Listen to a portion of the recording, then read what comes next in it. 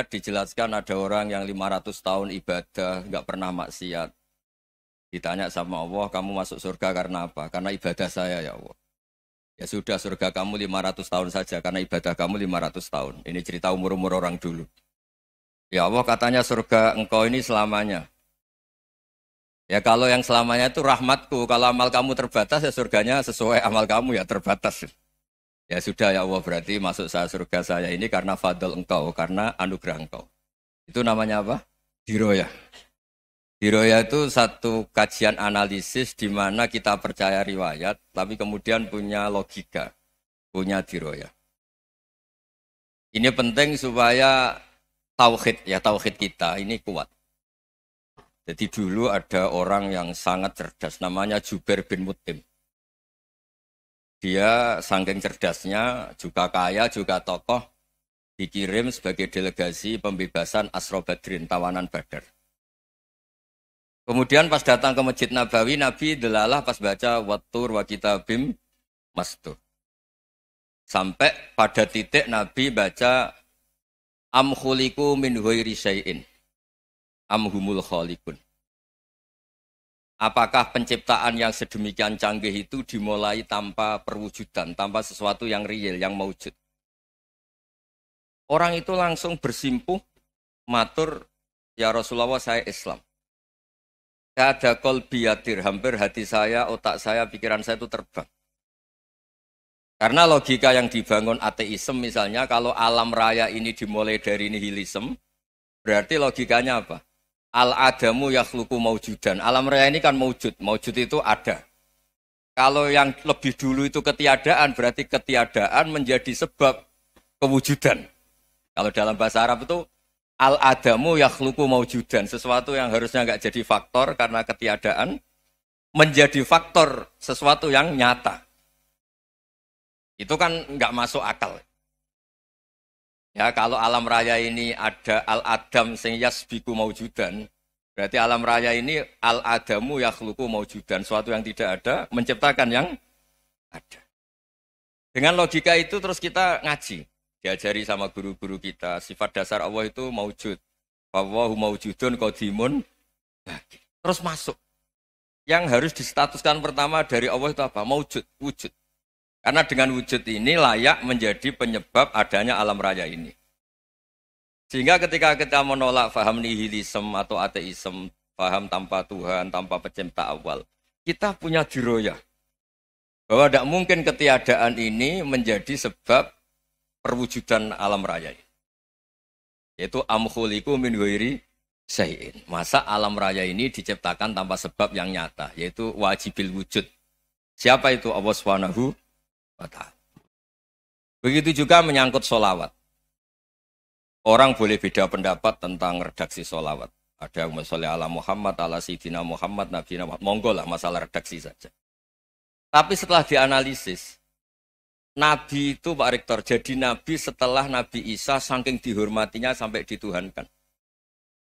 Juga jadi Nabi yang ada cerita masih hangat, orang Yahudi itu bunuh Nabi. Jadi yang satu mendudukkan Nabi sedemikian tinggi sampai kayak Tuhan, yang satu menjatuhkan Nabi sedemikian rendah sampai dibunuh. Kayak apa susahnya jadi Nabi Muhammad SAW. Kemudian dengan gampang Hadaddin agama ini bikin syariat yang bernama sholawat. Redaksinya monggo lah sesuai tradisi masing-masing. Allahumma sholli ala Muhammad, Allahumma sholli ala Sayyidina Muhammad, ala Nabiyina Muhammad, monggo lah. Tapi yang jelas redaksi ini kalau didiroyah dikaji, Allahumma itu Tuhan, Tuhan itu pemberi. Wa Muhammadun wa in jalla qadruh abdun min ibadi. Muhammad apapun tinggi derajatnya tetap berstatus hamba. Sehingga agama ini terjaga oleh syihotus sholawat. Agama ini terjaga oleh redaksi sholawat. Yaitu Allah tetap pemberi sebagai Tuhan yang enggak tersaingi. La syarikalah. Rasulullah Muhammad wa injalla qadruh. Apapun prestasinya bisa mi'rad, bisa apa saja. Tetap seorang hamba yang butuh muhtajun ila rahmatih. Jika redaksi Allahumma sholli ala Muhammad ini mengukuhkan yang Tuhan tetap Tuhan. Hamba pilihan tetap hamba pilihan. Tentu dengan redaksi ini kemudian kita mendudukkan Nabi benar-benar posisi terhormat.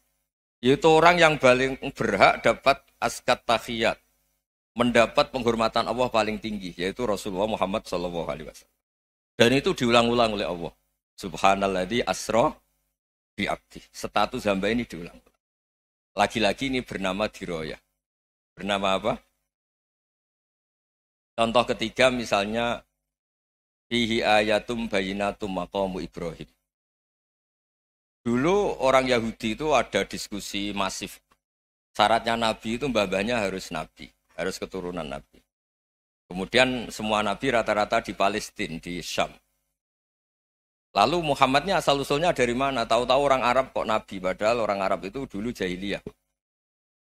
Walhasil terus diceritakan bukti Muhammad ini turunan Ibrahim adalah ada jejak kaki Nabi Ibrahim di dekat apa? Ka'bah. Fihi ayatum bayinatum maqamu Ibrahim. Kalau Nabi Ibrahim pernah di Mekah, artinya beliau pernah meninggalkan turunan yang di Mekah. Yaitu bernama Nabiuna Muhammadun sallallahu alaihi wasallam. Itu disebut fihi ayatum bayinatum maqamu Ibrahim. Nah, itu namanya diroyah. Diroyah itu satu perilaku keseharian kita beragama, kemudian tahu logikanya. Yang keempat misalnya, mangkana yu'minu billahi wal yaumil akhir falyukrim apa? Jaro. Orang yang iman karena Allah dan Rasul, maka memuliakan tetangganya. Andaikan pakai hukum sosial, tentu kalau tetangga kita baik, kita baik. Kalau kurang baik, kok kurang penggawean kan gitu. Tapi dulu itu pernah ada seorang ulama itu dibully ya, dikerjain sama anak muda tetangganya. Pak Kiai datang ke rumah saya, orang ini datang. Kemudian setelah di rumahnya, saya tidak jadi butuh sama Pak Kiai, silahkan pulang. Itu Kiainya senyum menikmati. Dan itu terulang 3 kali. Dibully seperti itu, dikerjain terulang 3 kali. Lalu tetap Kiainya tuh asik, seneng sekali. Lama-lama muda ini tanya, kenapa engkau tidak tersinggung? Padahal saya kerjain sampai 3 kali. Tak undang, terus tak suruh pulang, tak undang, tak suruh pulang. Kata Kiai tadi, yang memerintahkan baik sama tetangga itu Allah. Jadi saya nikmati ketika bisa baik sama Anda. Tidak ada urusannya dengan perilaku Anda yang menolak saya. Nah itu terus kita tahu, memang motifnya kita baik sama tetangga karena iman sama Allah dan Rasul, bukan hukum kompensasi sosial. Jadi kalau mau diteruskan Pak Rektor, saya ngajar di sini ya karena perintah Allah itu orang alim harus ngajar, bukan karena perintah Rektor. Kalau diteruskan. Ya saya mohon juga gitu, para dosen, para karyawan di sini, kalau nggak khianat dengan UI itu karena takut sama Allah, jangan takut sama Rektor. Kalau Anda baik juga karena Allah, jangan baik karena apa? Rektor. Bagaimanapun ya semua kita ini makhluk. Makhluk itu la yadurru wa la yanfa. Begitu juga melihat Indonesia. Melihat saya ini kan ikut di UI itu lama sekali, ikut sama Profesor Zeni, dari Profesor Zeni nulis tafsir. Mungkin Pak Hersoyo tahu banyak, dulu Pak Lutfi ya tahu banyak. Tapi saya memang nggak pernah terbuka karena ya memang nggak ingin sebenarnya. Kondisi ini kondisi darurat. Sehingga saya tahu cara berpikir Profesor Zeni, ya tahu komitmen beliau pada UI. Dan pendiri UI memang ya banyak yang dari tokoh NU, Muhammadiyah, dari tokoh-tokoh ormas yang lain memang didirikan banyak orang. Hingga UI memang nggak milik ormas apa tertentu. Dari satu sisi memang baik, nggak dikuasai ormas tertentu. Tapi nanti kalau keterusan ya nggak berbentuk. Ya sudahlah dikelola saja. Sambil-sambil jelas, sambil-sambil kadang nggak jelas. Yang penting ikhlas tadi. Karena kalau terlalu asobia itu jadi repot. Kita ini yang nekuni fikih itu tahu. Kalau udah kuno itu madhabnya Hanafi. Kuno itu madhabnya Syafi'i. Tahu-tahu seakan-akan Imam Syafi'i itu NU, Imam Abu Hanifah itu Muhammadiyah. Padahal ini orang-orang yang sebelum NU dan apa? Muhammadiyah. Jadi kalau kita yang nekuni ilmu itu biasa saja dengan perbedaan. Tapi kalau orang-orang yang nggak siap dengan perbedaan itu sampai Allah disifati Ta'ala itu tidak terima. Padahal Ta'ala itu maknanya Maha Luhur, yang Maha Agung. Jadi ada seorang kiai kebetulan pidato pertama Pak Rektor. Assalamualaikum warahmatullahi ta'ala wabarakatuh. Mubalek kedua ini nggak terima karena itu dianggap bid'ah ada Ta'ala. Hanya dia bilang Assalamualaikum warahmatullahi ta'ala wabarakatuh. Itu saking asobiahnya itu Allah ditambahi Ta'ala itu tidak terima. Padahal Ta'ala itu maknanya Maha Agung. Nah itu kan jadi repot kalau asobiah gitu. Kalau kita ngadepi perbedaan itu biasa saja. Karena kita mungkin bacanya banyak, lihat hal-hal seperti itu ya biasa saja. Karena dulu itu perbedaan itu urusan sudut pandang. Ya saya ulang lagi, perbedaan itu sudut. Allah yang Tuhan saja sering didebat sama nabi-nabinya. Karena urusan sudut pandang apa?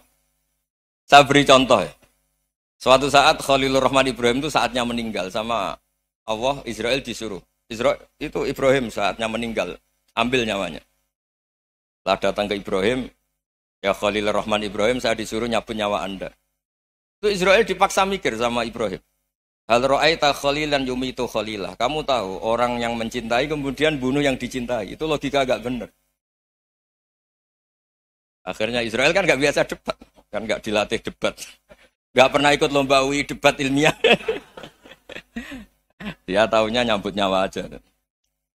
Kembali ke Allah. Ya Allah, kata Ibrahim, hal ra'aita khalilan yumitu khalilah. Masa kekasih bunuh yang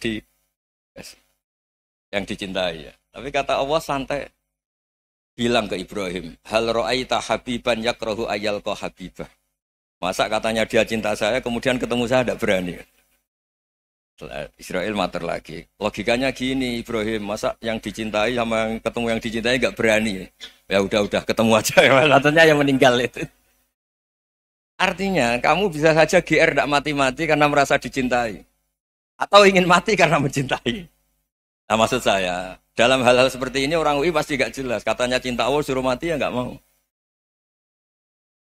Gak jelas kan? Dibilang gak cinta juga gak mau. Tapi dibilang cinta kalau ukurannya mati juga gak mau. Nah, tapi dalam banyak hal gak jelas itu penting Pak Rektor. Penting sekali. Buatan guyon. Saya beri contoh sekian ilmiah, gak jelas itu penting. Rasulullah Shallallahu Alaihi Wasallam itu dalam banyak hal itu disuruh Allah, memang disuruh supaya ngambil sikap seperti itu. Karena Allah itu punya otoritas penuh untuk bikin orang itu baik atau tidak baik. Wahsy itu yang membunuh Sayyid Hamzah, orang paling dicintai Nabi di antara yang dicintai Nabi. Qatalahu Wahsyun, dibunuh oleh Wahsy. Nabi secara basarnya itu nggak suka sama Wahsy. Sampai cara lahir ya ingin corong Jawa ingin masuk nol.